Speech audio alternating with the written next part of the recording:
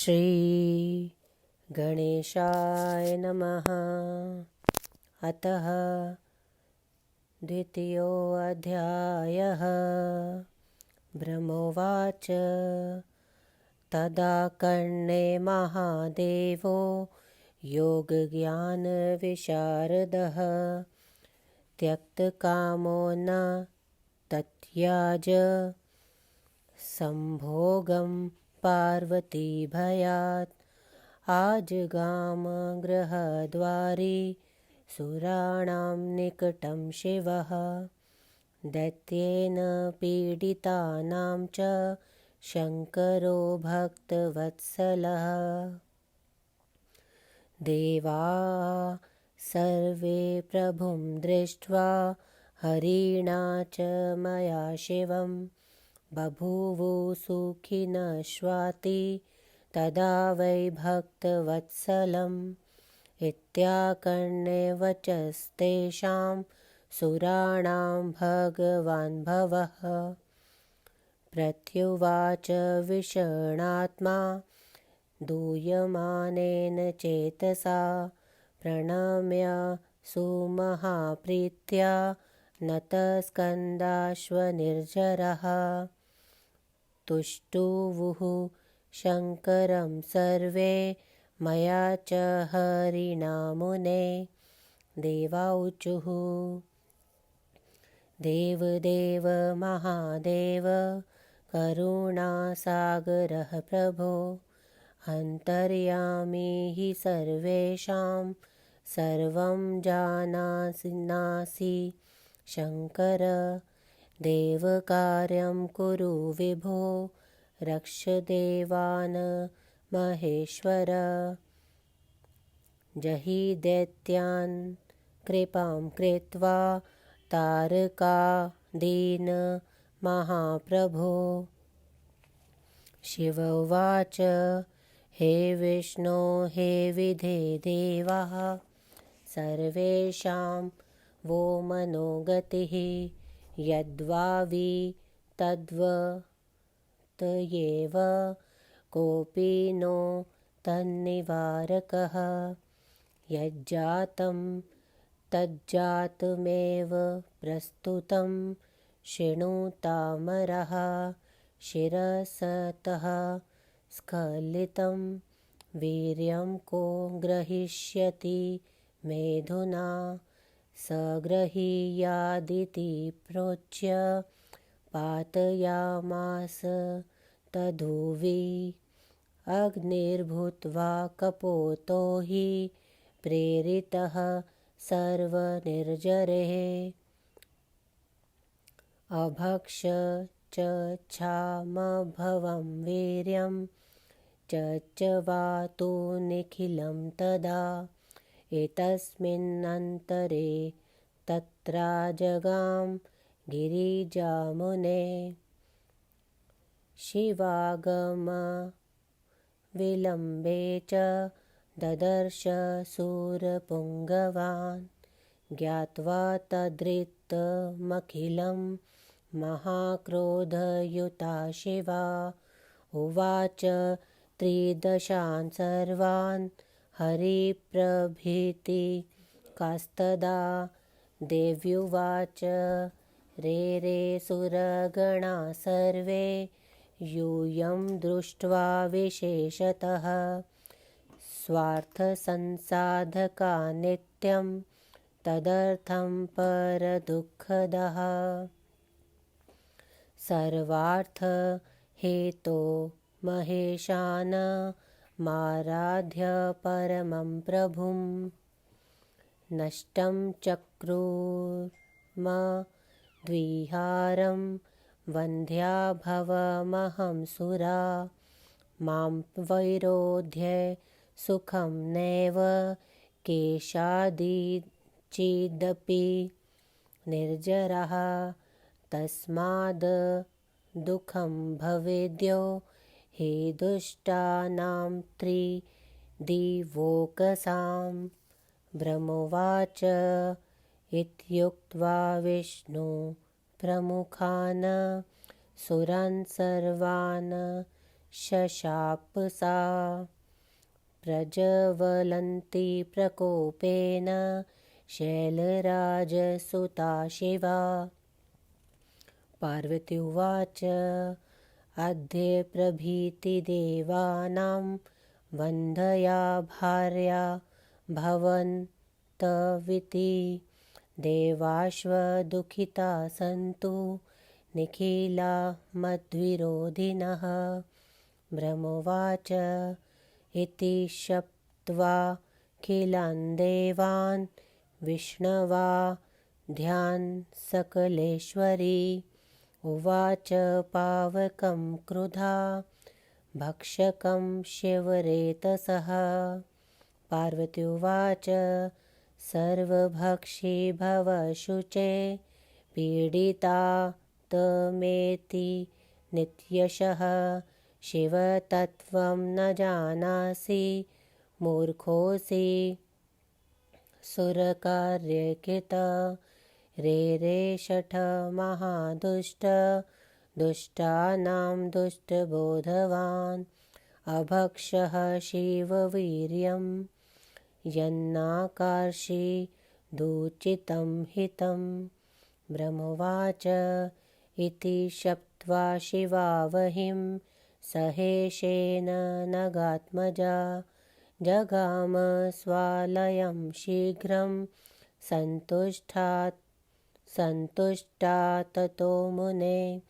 गत्वा शिवा शिवं सम्यग् बोधयामास यत्नतः अजिजनतः परं पुत्रं गणेशाख्यं मुनीश्वर।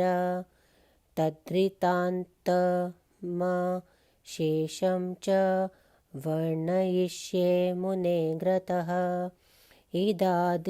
इदानीं शृणु सुप्रीत्या गुहोत्पत्तिं वदामयं।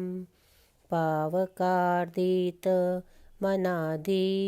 भुजते निर्जला खलु। वेदवान् येति सर्वे ते सगर्भा अभवन्सुरः। ततो सहन्तस्तदीयं पीडिताः भवन्सुरः। विष्णवाद्या निखिलाश्वाति शिवाज्ञानष्टबुद्धयः। अथ विष्णुप्रभृतिकः सर्वे देवा विमोहिताः दुहामानाययु शीघ्रं शरणं पार्वतीपतेः। शिवालयस्य ते द्वारि गत्वा सर्वे विनम्रकाः तुष्टुवुः स शिवं शम्भुं प्रीतया साज्जलयः सुरः। देवाऊचु देवदेव महादेव गिरिजेश महाप्रभो किं जातं धुनानाथ तव माया दुरत्यया।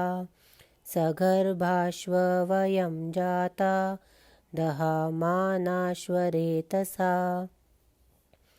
तव शम्भो कुरु कृपां निवारय दशामिमां। ब्रह्मोवाच इत्याकर्ण्यमरनुतिं परमेशः शिवापतिः आजगाम धृतं द्वारि यत्र देवा स्थिता मुने। आगतं शङ्करं द्वारि सर्वे देवाश्व सच्युतः प्रणम्य तुष्टुवु प्रीतया नतका भक्तवत्सलं। देवाऊचु शम्भो शिव महेशान त्वं नता स्म विशेषतः। रक्ष नः शरणापन्नान् दहमानाश्वं रेतसा। इदं दुःखं हर हर भवामो हि मृता ध्रुवं। त्वं विना कः समर्थोऽद्य देवदुःखनिवारणे इति दीनतरं वाक्या माकर्णय सुरराट प्रभु प्रत्युवाच विहस्याथ ससुरान् भक्तवत्सलः शिवोवाच हे हरे हे विधे देवः सर्वे शृणुत मद्वचः भविष्यति सुखं वोद्य सावधाना भवन्तु हि एतद्वमतमदीर्यं द्रुतमेवाखिलः सुरः सुखिनस्तद्विशेषेण शासनान् मम सुप्रभो ब्रह्मोवाच इत्याज्ञां शिरसाधाय विष्णवाद्या सकलासुरः अकार्षु वर्मनं शीघ्रं स्मरन्तः शिवं व्ययं तच्चचमभुरेतः सर्वणाभं पर्वताकारं द्युतम् अभवत् पतितं भूमौ सप्रीषदध्वामेव सुप्रभम् अभवन् सुखिनः सर्वे सुराः सर्वे च युतादयः अस्तुवन् परमेशानं शङ्करं भक्तवत्सलं पावकसत्त्वभवन्नेव सुखी तत्र मुनीश्वर तस्याज्ञां परमोदाद्वे शङ्करः परमेश्वरः ततः स बहिर्विकलः साजनिर्नतको मुने असतो च शिवं सुखी नात्मा वचनं चेदब्रवीत् अग्निरुवाच देवदेव महेशान मूढोऽहं तव सेवकः क्षमस्व मे पराधं हि मम दाहं निवारयः त्वं दीनवत्सलः स्वामिन् शङ्करः परमेश्वरः प्रत्युवाच प्रसन्नात्मा पावकं दीनवत्सलः ब्रह्मोवाच इत्याकर्ण्य शुचेर्वाणीं स शम्भुः परमेश्वरः प्रत्युवाच प्रसन्नात्मा पावकं दीनवत्सलः शिवोवाच कृतं त्वनुचितं कर्म मद्रेतो भक्षितं हि तत् अतो निर्वितस्ते दाह पापाधिक्या नमदाज्ञया इदानीं त्वं सुखी नाम शुचे मच्छरगणागतः अतः प्रसन्नो जातोऽहं सर्वं दुःखं विनश्यते कस्याश्वित सुसत्रियो योनौ तद्रेत स्तयज यत्नतः भविष्यसि सुखी त्वं हि निर्दाहात्मा विशेषतः ब्रह्मोवाच शम्भुवाक्यं निश्मयेति प्रत्युवाच शनैःशुचे सार्जनीलिरनतकः प्रीतया शङ्करं भक्तशङ्करं दुरासदमिदं तेजस्व नाथ महेश्वर काचिनास्ते विना शक्त्या धर्तुं योनौ जगत्त्रये इत्थं यदा ब्रवाद्वहिस्तदा त्वं मुनिः सत्तमा शङ्करप्रेरितः पार्थ हदाग्निमुपकारकः नारदुवाच शृणु मद्वचनं वहे त्वदाहहरं शुभं परमानन्ददं रमयं सर्वकष्टनिवारकं कृत्वोपायमिं वहे सुखी भव विदाहकः शिवेच्छया मया समयगुक्तं तातेदमादरात्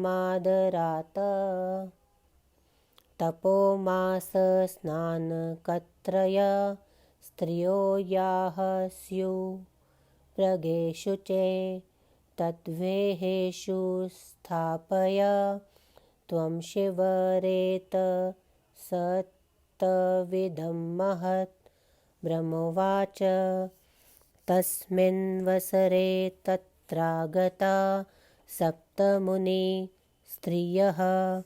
तपोमासि स्नानकामाः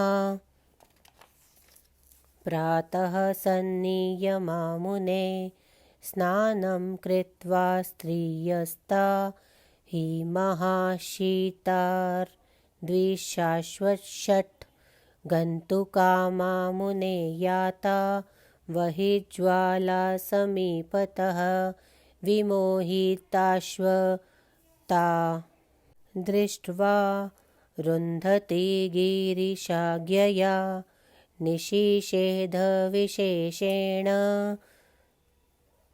सुचरित्रा सुबोधिनी ताः षड्मुनिस्त्रियो मोहाद्वठा तत्र गता मुने स्वशीतविनिवृत्त्यर्थं मोहितः शिवमायया तद्रेतः कर्णिका सद्यस्तद्वेहान्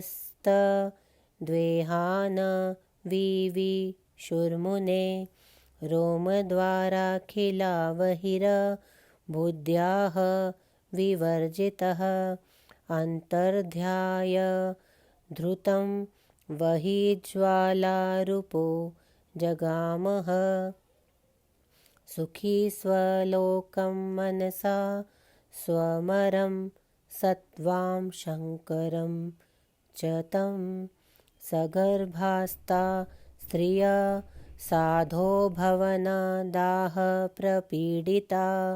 जग्मुः स्वभवनं ताता रुन्धते दुःखिता गिना दृष्ट्वा स्वस्त्रीगतिं तात नाथा क्रोधाकुलाधृतं तत्यजुस्ता स्त्रियस्तात सुमं मन्त्रय परस्परम् अथ ताः षट्स्त्रिय सर्वा दृष्ट्वा स्ववयभिचारकं महादुःखान्विता स्ताता भवनाकुलमानसः तत्यजुः शिवरेतस्तदर्भरूपं मुनिस्त्रियः ता हिमाचलपृष्ठे था भवनदाहविवर्जितः असः शिवरेतस्तद्विमाद्रिः कम्पमुद्दहन् गङ्गायां प्राक्षिपतूर्णं सहं दाहपीडितः गङ्गयापि च तद्वियं दुस्सहं परमात्मनः निक्षिप्तं हि शरस्तम्भे तरङ्गैः स्वे मुनीश्वरः पतितं तत्र तद्रेतो द्रुतं बालो बभूवः सुन्दरः सुभगः श्रीमांस्तेजस्वी प्रीतिवर्धनः मार्गमासे सिते पक्षे तिथोषठ्यां मुनीश्वर प्रादुर्भावो भवत्तस्य शिवपुत्रस्य भूतले तस्मिन् वसरे ब्रह्माण्डकस्माद्वीमशैलजा अभूतां सुखिनो तत्र स्वगिरोः गिरिशोऽपि च शिवाकुचाम्भयां शुश्राव पय आनन्दसम्भवं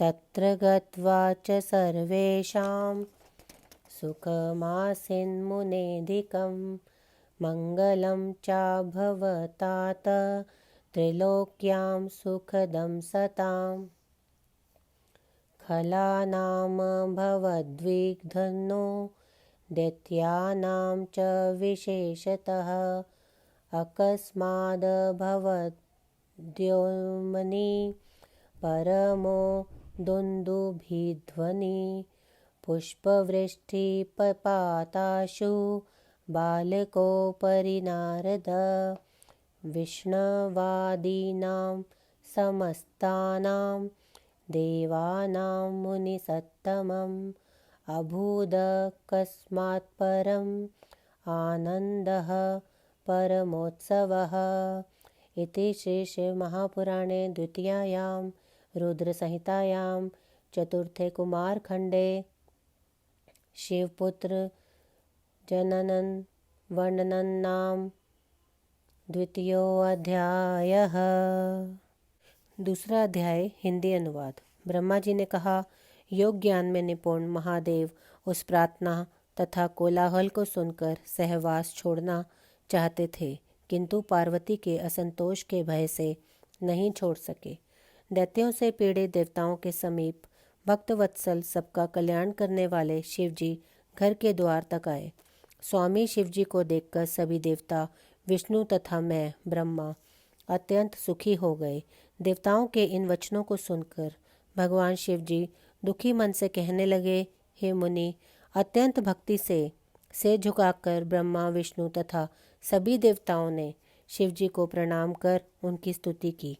देवताओं ने कहा, हे देव महादेव, करुणा सागर, प्रभु शंकर, आप अंतर्यामी हैं, अतः सब कुछ जानते हैं। हे स्वामी, हे महेश्वर, आप बड़े शक्तिशाली तारक आदि दैत्यों का वध कर कृपया देवताओं की रक्षा कीजिए। शिवजी ने कहा, हे विष्णु, हे ब्रह्मा, हे देवताओं, मैं आप सब के मन की बात जानता हूँ। जो होनहार है वह होती ही है, उससे कोई रोक नहीं सकता। अभी तक जो हुआ वह तो होना ही था, अब इस समय जो होना है उसे सुनो। मेरे सिर से स्खलित वीर्य को इस समय कौन धारण करेगा, वह ग्रहण करेगा। ऐसा करते ही उन्होंने वीर्य को भूमि पर गिरा दिया। देवताओं से प्रेरित अग्निदेव ने कबूतर बनकर शिवजी के उस वीर्य को चोंच से संपूर्ण खा लिया।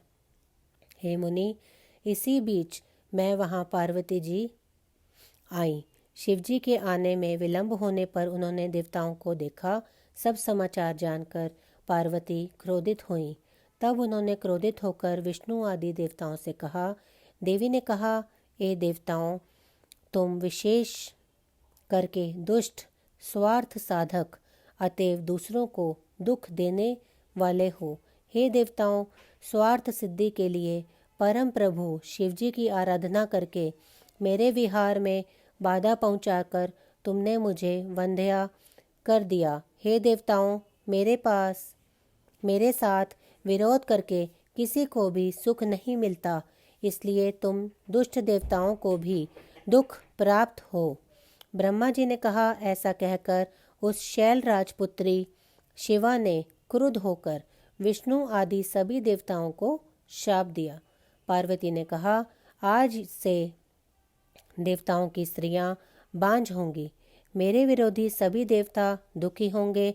ब्रह्मा जी ने कहा, इस प्रकार विष्णु आदि सभी देवताओं को वह जगदम्बा शाप देकर शिव वीर्य भक्षक अग्नि से क्रुद्ध होकर कहने लगी। पार्वती ने कहा, हे अग्नि, आज से तुम सर्वभक्षी हो जाओ और सदा दुखी रहोगे। देवताओं के कार्य को करने वाले मूर्ख, तुम शिव तत्व को नहीं जानते। अरे शठ, महादुष्ट, दुष्टों को ज्ञान देने वाले, जो तुमने शिव वीर्य को खाया, यह उचित नहीं किया। ब्रह्मा जी ने कहा, हे मुनि, वह हिमालय पुत्री इस प्रकार अग्नि को शाप देकर असंतुष्ट होकर शिवजी के साथ शीघ्र अपने घर चली गई। वहां जाकर शिवा ने शिवजी से यत्नपूर्वक कहा, हे मुनिवर। उसके बाद पार्वती ने गणेश नामक पुत्र को जन्म दिया। हे मुनि, उस वृतांत का मैं आगे वर्णन करूँगा। इस समय मैं गुह की उत्पत्ति का वर्णन करता हूँ। अग्नि द्वारा खाए गए अन्न आदि को देवता खाते हैं, यह वेद वचन है। अतः आज सभी देवता गर्भ वाले हो गए। तब वे विष्णु आदि देवता उनके वीर्य को सहन न कर सकने के कारण पीड़ित हुए और शिवा की आज्ञा से उनकी बुद्धि नष्ट हो गई। उसके बाद विष्णु आदि सभी देवता मोहित होकर वीर्य की अग्नि से जलते हुए शीघ्र पार्वती पति की शरण में गए। शिवजी के द्वार पर जाकर विनम्र होकर हाथ जोड़कर पार्वती सहित शिवजी की स्तुति करने लगे। देवताओं ने कहा, देवदेव महादेव, गिरिजा के स्वामी महाप्रभु, इस समय यह क्या हो गया? आपकी माया अविनाशी है। आपके वीर्य से जलते हुए हम सब सगर्भ हो गए हैं। हे शिवजी, कृपा कर हमारी इस दिशा को दूर कीजिए। ब्रह्मा जी ने कहा, हे मुनि, इस प्रकार देवताओं की स्तुति को सुनकर परमेश शिवापति शीघ्र वहां आ गए जहां देवता खड़े थे। शिवजी को द्वार पर आया देखकर विष्णु सहित सभी देवताओं ने सिर झुकाकर भक्तवत्सल शिव को प्रणाम कर उनकी स्तुति की। देवताओं ने कहा, हे शंभु, शिव, महेशान, हम आपको विशेष रूप से प्रणाम करते हैं। आपके वीर्य से जलते हुए हम आपकी शरण में आए हैं। हमारी रक्षा कीजिए। हे शिव जी, हमारे इस दुख को हरिए, हम शीघ्र मर जाएंगे। हे देव, आपके बिना हमारे दुखों को दूर करने में कौन समर्थ है? ब्रह्मा जी ने कहा, इस प्रकार अत्यंत दीन वाक्य को सुनकर देवताओं के स्वामी भक्तवत्सल शिवजी ने हंसते हुए देवताओं से कहा। शिवजी ने कहा, हे ब्रह्मा, विष्णु तथा सभी देवताओं, आप सब मेरी बात को सुनिए। आज आप सबको सुख मिलेगा, आप सावधान हो जाइए। हे देवताओं, इस मेरे वीर्य को आप सब उगल दीजिए। मुझ शिवजी की आज्ञा से आप सब सुखी हो जाओगे। ब्रह्मा जी ने कहा। विष्णु आदि सभी देवताओं ने शिवजी की आज्ञा को शिरोधार्य कर अविनाशी शिव का स्मरण करते हुए शीघ्र वमन कर दिया। वह शिव वीर्य सुवर्ण के सदृश भूमि पर गिरते ही अद्भुत पर्वत के आकार का होकर चमकता हुआ स्वर्ग को छूने लगा। फिर विष्णु आदि सभी देवता भक्तवत्सल परम ईशान शंकर की स्तुति करके सुखी हुए। हे मुनिवर, उस समय अग्निदेव सुखी नहीं हुए। उसे परमेश्वर शिवजी ने कठोर आज्ञा दी थी। हे मुनि, तब वह अग्नि व्याकुल होकर हाथ जोड़कर सिर झुकाकर दुखित होकर शिवजी की स्तुति करता हुआ कहने लगा। अग्निदेव ने कहा, देव देव महेशान, मैं मूर्ख तथा तुम्हारा सेवक हूँ। अपराध को क्षमा कर मेरे दाह को दूर कीजिए। हे स्वामी, आप दीन वत्सल हैं। तब परमेश्वर दीन वत्सल शिव प्रसन्न होकर अग्नि से कहने लगे। ब्रह्मा जी ने कहा, अग्नि की इस बात को सुनकर वह परमेश्वर दीनवत्सल शिवजी ने प्रसन्न होकर अग्नि से कहा। शिवजी ने कहा, जो तुमने मेरा वीर्य खा लिया, यह अति अनुचित कार्य किया, इसलिए पाप की अधिकता से और मेरी आज्ञा से तुम्हारा दाह दूर नहीं हुआ। हे अग्निदेव, इसलिए इस समय तुम मेरी शरण में आए हो। मैं प्रसन्न हूँ, तुम्हारा सब दुख नष्ट हो जाएगा। अब तुम किसी कुलीन स्त्री की योनि में यत्नपूर्वक मेरे इस वीर्य को डाल दो, तब तुम दाह रहित और विशेष कर सुखी हो जाओगे। ब्रह्मा जी ने कहा। शिव जी की इस बात को सुनकर धीरे से भक्तिपूर्वक हाथ जोड़कर सिर झुकाकर भक्तों का कल्याण करने वाले शिव जी से कहा, हे नाथ, हे परमेश्वर, आपका यह वीर्य अत्यंत सहाय है। इसे पार्वती के अतिरिक्त तीनों लोकों में कोई अपनी योनि में नहीं रख सकता।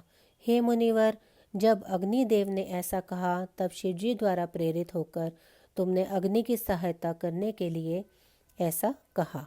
नारद जी ने कहा, हे अग्निदेव, दाहनाशक, शुभ कारक, परम आनंद को देने वाले तथा सभी कष्टों को दूर करने वाले मेरे वचन को सुनो। हे तात, सबको जलाने वाले अग्निदेव शिवजी की इच्छा से मैं एक उपाय बतला रहा हूँ।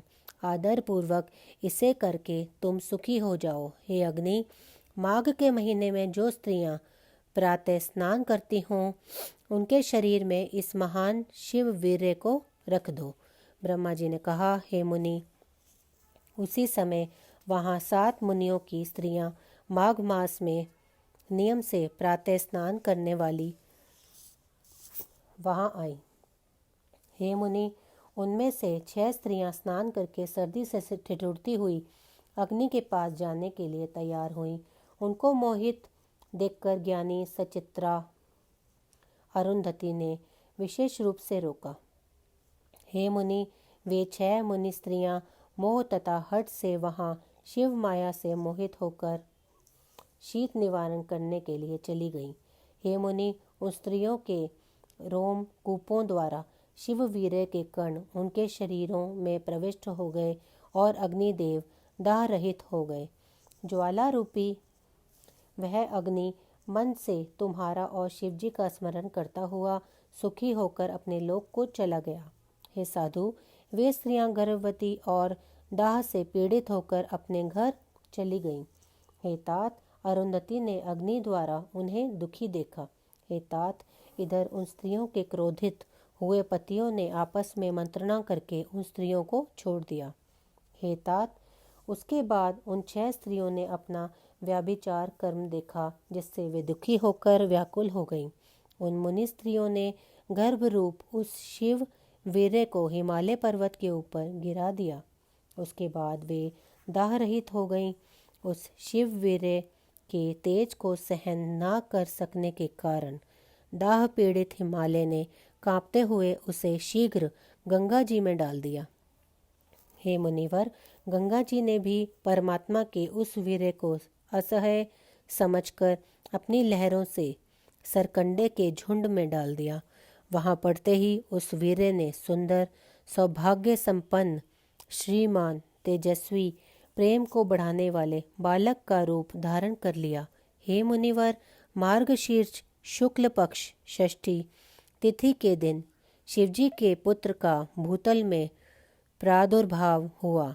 हे नारद, उस समय अकस्मात हिमालय की पुत्री पार्वती और कैलाश पर्वत पर शिवजी सुखी हुए। पार्वती के स्तनों से आनंद के कारण दूध निकलने लगा। हे मुनि, उस समय सबके मन में अत्यंत प्रसन्नता हुई।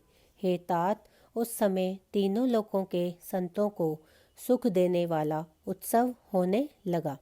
खल तथा दैत्यों के कार्यों में विशेष करके विघ्न होने लगे। सहसा आकाश में नगाड़े बजने लगे। हे नारद, बालक के ऊपर फूलों की वर्षा होने लगी। हे मुनिवर, विष्णु आदि सभी देवता अकस्मात परम आनंद एवं उत्सव मनाने लगे। इस प्रकार परम माहेश्वर पंडित ताराधर त्रिपाठी के पुत्र डॉक्टर ब्रह्मानंद त्रिपाठी द्वारा रचित शिवाटिका टिप्पणी आदि से संवलित शिव महापुराण में शिवपुत्र जनन वर्णन नामक दूसरा अध्याय समाप्त। ओम नमः शिवाय। शिवजी सदा सहाय। ओम नमः शिवाय। गुरुजी सदा सहाय।